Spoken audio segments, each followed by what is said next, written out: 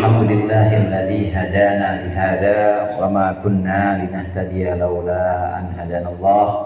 Asyhadu an la ilaha illallah wahdahu la syarika lah wa asyhadu anna Muhammadan abduhu wa rasuluh. Allahumma shalli ala sayyidina Muhammadin abdika wa nabiyyika wa rasulika an-nabiyyil ummi wa ala alihi wa sahbihi wa sallim taslima biqadri 'azamati dzatika fi kulli waqtin wa hin. Amma ba'd.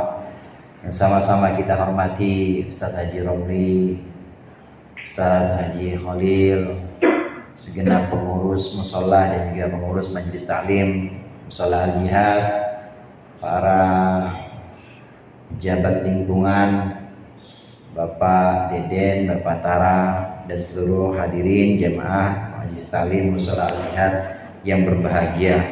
Malam hari ini kita tawakuf. Wakuf itu berhenti, wakaf, jadi jangan wasol terus, harus ada wakofnya. Memang di sini lain semua orangnya, maksudnya lain di situ. Saya yakin saya Pak RT Deden, Pak RT Tara ini udah pernah nengokin atau ngelawat 1000 jenazah. Udah pernah belum Pak RT Tara? 1000 jenazah. RT Deden juga mungkin warganya sakit, udah pernah nengokin warganya 1000 orang sakit. Mana RT Deden? Bang itu 1000 belum? Iya, yang tugas lingkungan saya yakin udah pernah itu 1000 orang sakit, 1000 jenazah udah pernah ngelawat ini bukan cuma ngelawat, mulai dari mandiin, ngapain sampai nyolatin, nguburin 1000 kali. Belum pernah emang PT.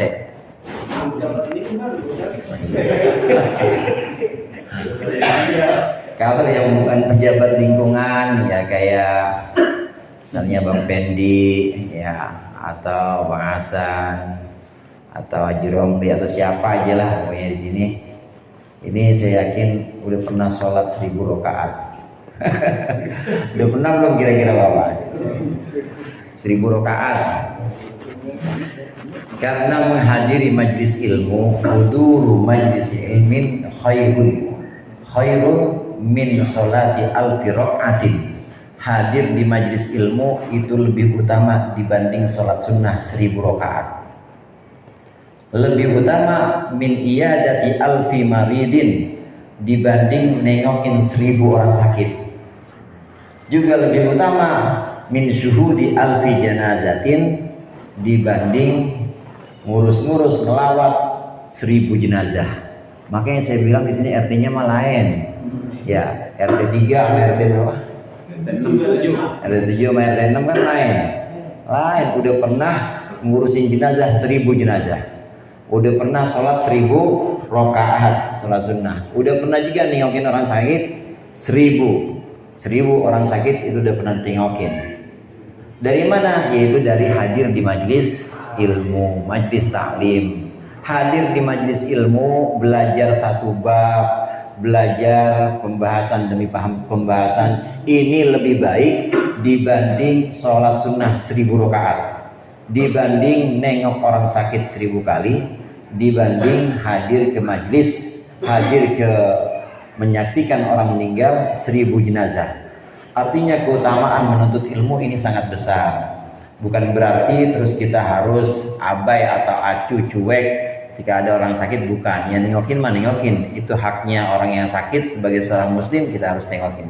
Namun kita punya nilai lebih karena hadir di majelis ilmu itu lebih baik dibanding 1000 rakaat tadi, dibanding nengokin 1000 orang sakit, dibanding 1000 jenazah yang kita lawat. Nah dari sini hadirin, berarti hadirnya kita, ngajinya kita dari bulan ke bulan selama kurang lebih 10 bulan ini, insya Allah pahalanya sama seperti sholat sunnah atau lebih, sama seperti nengokin jenazah 1000 atau bahkan lebih, sama seperti nengokin orang sakit 1000 orang sakit bahkan lebih. Nengokin yang sakit mah tetap Pak RT wajib harus tengokin, namanya warga sakit, tapi punya nilai lebih karena memang kita orang-orang yang hadir di majlis ilmu. Amin. Mudah-mudahan 10 bulan kemarin yang sudah kita laksanakan pengajian demi pengajian ini kita dapat barokah dan juga dapat ganjarannya, amin. Dapat pahalanya bahkan lebih besar dibanding keutamaan-keutamaan yang tadi kita sebutkan. Jamaah rahimakumullah, ini keutamaan majlis ilmu. Lah udah tahu utama ngapa ditutup? Ngapa tawakufan gitu? Ada sebab ada hadis lain. Rasulullah menyebutkan bahwa huduru majlisil ilmi fi Ramadan man hadara majlisal ilmi fi Ramadan kataballahu ta'ala bi kulli qadamin ibadatan. Siapa yang hadir di majlis taklim, di majlis ilmu bulan Ramadan, maka setiap langkahnya itu Allah catat sebagai ibadah. Bang Oleh dari rumah sini berapa langkah, Bang? Lu muter-muter aja dah.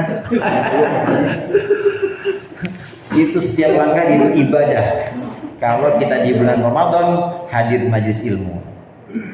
Nah, kita datang ke masjid Al-Jihad misalnya di sana. Kita datang ke masjid lain yang memang ada kuliah subuh atau ada kuliah Ramadannya dengan niat menuntut ilmu, insya Allah langkah kita ke sana itu nilainya ibadah. Bensin yang dipakai di sana juga dinilai ibadah kalau naik motor dan semuanya. Jadi tetap tidak menghilangkan keutamaan menuntut ilmu. Maka di bulan Ramadan selain mendapat keutamaan lebih baik dibanding sholat sunnah 1000 rakaat, itu keutamaan itu tetap dapat, ditambah lagi setiap langkah yang kita langkahkan, yang kita jalankan untuk menuju ke majelis ilmu di bulan Ramadan, ini akan Allah angkat sebagai, Allah anggap catat sebagai ibadah. Jadi isinya ibadah semua orang sini, saya yakin. Amin. Ibadah-ibadah ini bisa menghapus dosa-dosa kita. Kira-kira kalau tiap hari keliling musola, kelilingin majlis ilmu, maksudnya dosa kita habis nggak tuh? Habis nggak dosa kita kira-kira? Habis. Nah, kalau udah habis berarti buat apa? Kemungkinannya adalah untuk mengangkat derajat kita. Orang kalau sudah habis dosanya tapi masih banyak nilai kebaikannya, itu pasti kebaikan-kebaikan yang mengangkat derajatnya. Sebagaimana para rasul itu mendapat cobaan-cobaan, ujian demi ujian, fitnah demi fitnah dapat oleh para rasul dan para nabi.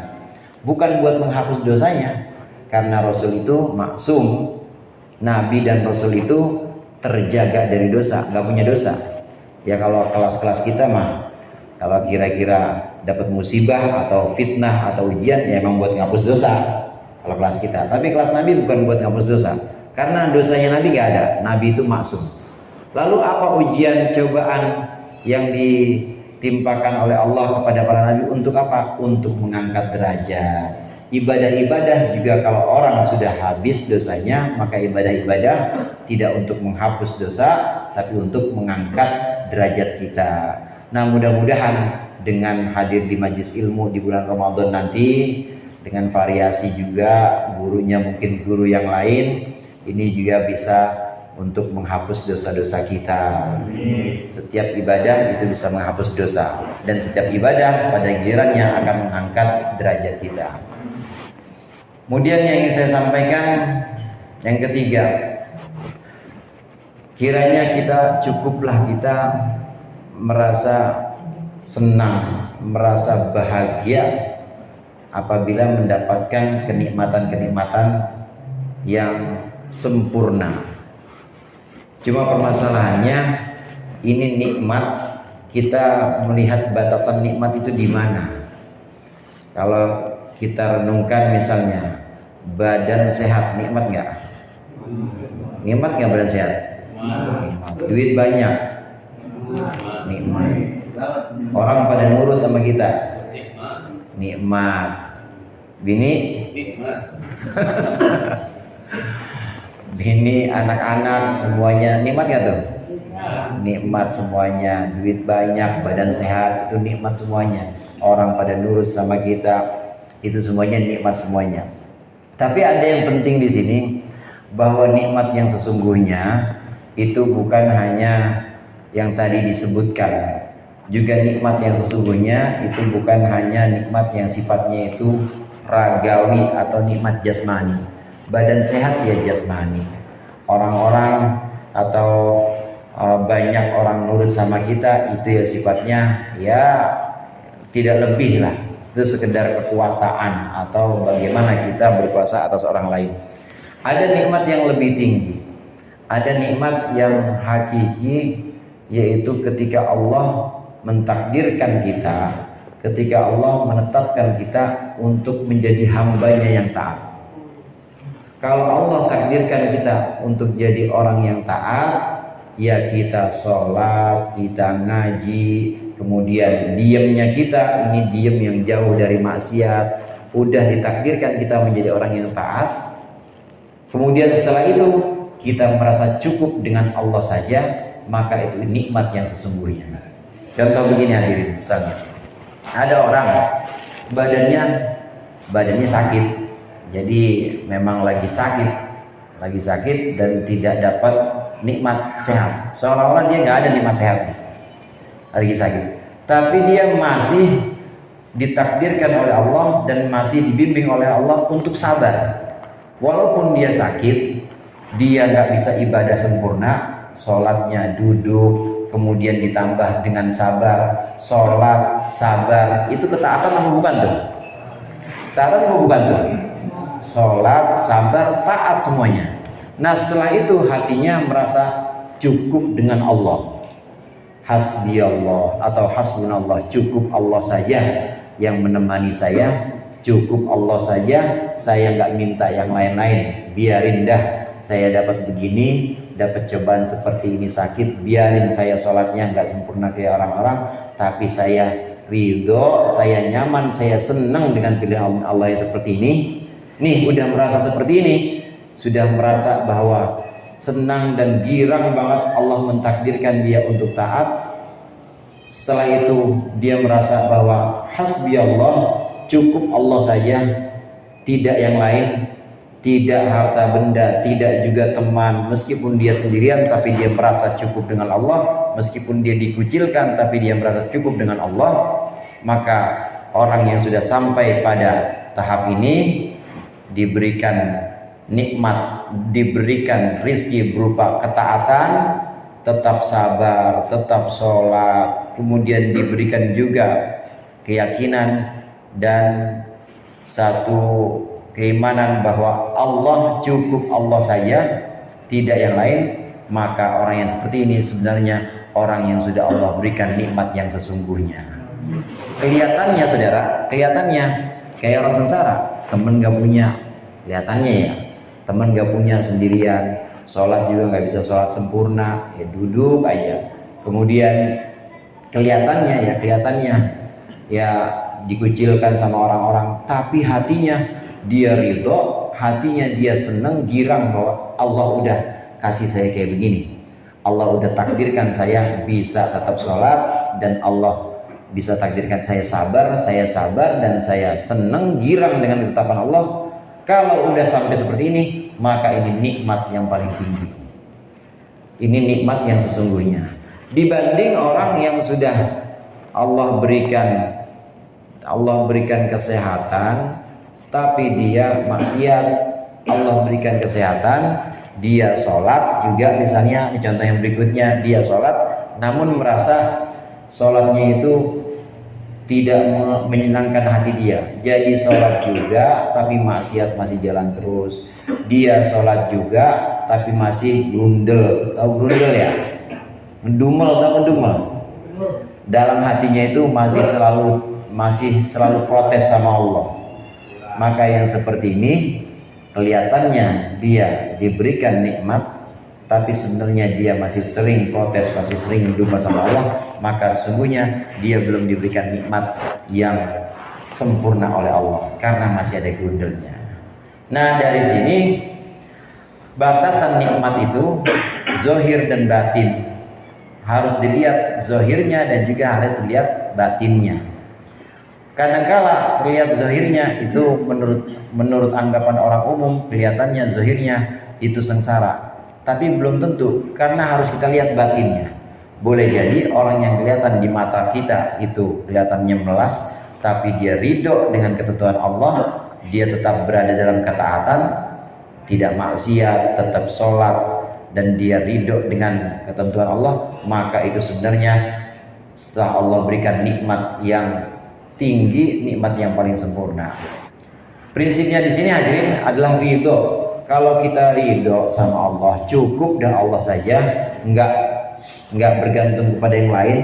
Kita nggak tergantung sama orang, nggak tergantung sama makhluk, nggak tergantung dengan materi, dan cukup Allah saja. Yang penting saya sholat wajib, puasa wajib, udah boro-boro sunnah. Ya kalau ada musibah, andai Allah mentakdirkan saya, ya udah nggak apa-apa, saya sabar. Yang penting Allah tetap bersama saya.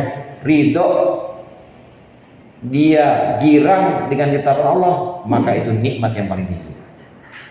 Nah, dari sini kita belajar dari pengajian demi pengajian, kemudian nasihat demi nasihat, kita belajar yuk sama-sama untuk terus taat kepada Allah dan juga untuk terus ridho kepada ketetapan Allah hingga kita merasa cukup Allah saja, hasbi Allah atau hasbunallah, cukup Allah saja, dan jangan dijadikan selain Allah itu sebagai sandaran kita, hanya Allah saja. Kalau udah sampai tahap ini, maka benar-benar ini adalah nikmat yang sesungguhnya. Ini sesuai yang dikatakan oleh Imam Ibnu Athaillah As-Sakandari, bahwasannya orang mata razaqakallahu, sekiranya Allah merezekikan kepadamu at-ta'ata, mata razaqallahu at-ta'ata wal ghina bihi faqad asbagha alaika ni'amahu dhahiratan wa batinatan. Jika Allah memberikan rizki kepadamu untuk bisa taat, lalu engkau cukup dengan Allah saja dan mengecampingkan selain Allah, maka sungguh Allah telah menyempurnakan nikmatnya kepadamu, nikmat zahir maupun nikmat batin. Mudah-mudahan nanti di dalam bulan Ramadan, ibadah kita, ketaatan-ketaatan kita, ini adalah rezeki dari Allah yang Allah berikan. Ini bisa jadi satu pijakan bahwa kita cukup dengan Allah saja dan kita tidak akan berpaling kepada selainnya, tidak akan berpaling kepada selain Allah. Cukup Allah saja. Di bulan Ramadan ibadah-ibadah dilipat gandakan, dan di bulan Ramadan juga termasuk ibadah-ibadah hati seperti ridho tadi dan juga merasa cukup dengan Allah, ini juga akan Allah lipat gandakan pahalanya. Mudah-mudahan kita bisa istiqomah dan terus Allah berikan taufik, Allah berikan bimbingan. Itu saja mungkin dari saya, dan yang terakhir saya mohon maaf apabila selama pengajian kita dari pertemuan ini ada penyampaian yang kurang pas, ada tutur kata atau ada tindakan yang memang kurang berkenan. Saya mohon maaf kepada segenap hadirin semua. Dimaafin kagak nih Bang Hasan?